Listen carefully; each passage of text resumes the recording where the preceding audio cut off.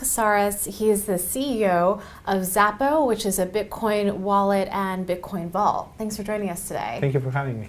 So Wences, you have a very unique background. You came from Argentina, from sheep farms in Argentina, and somehow that inspired you to start this company, Zappo, which is this virtual currency Bitcoin wallet and vault. So can you tell us a little bit about how you got from point A to point B?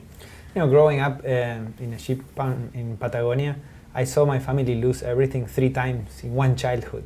Because of inflation? One time it was because of inflation, another time it was because of confiscation of bank accounts, and the last time it was because of an enormous devaluation.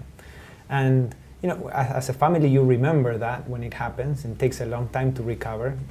And we saw the whole country, all of our friends and family go through that. So the very first time I saw Bitcoin, it's like, wow, this is a solution to not only to my family and the people I know, but actually to more than 5 billion people around the world who don't have a solution for that today. We built something that does all of what you would need to do for the average consumer. Like you said, we not only keep them safe in vaults, so physically safe in different continents around the world, but also we made them insured. So if anything were to happen to your Bitcoins, you're covered and you're safe. So there's a lot of skeptics out there, a lot of people who say that Bitcoin could be going to zero.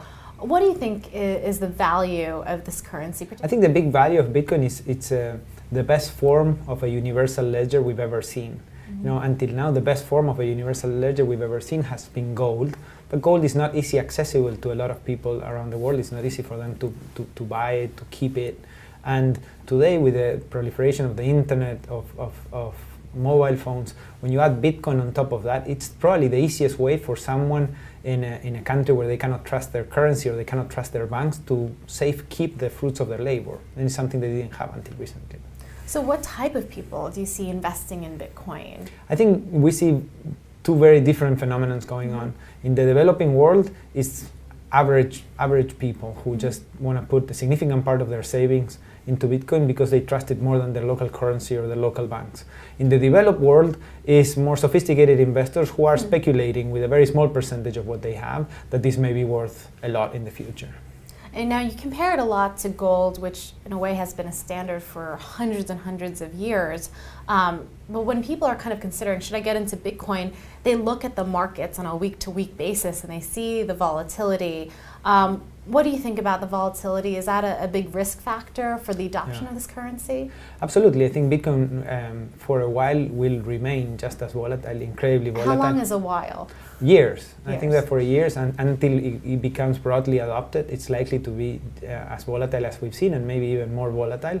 And that's why it's only prudent to, if you do invest in Bitcoin, to only invest a small amount that you can afford to lose, because it will remain incredibly volatile for a very long time.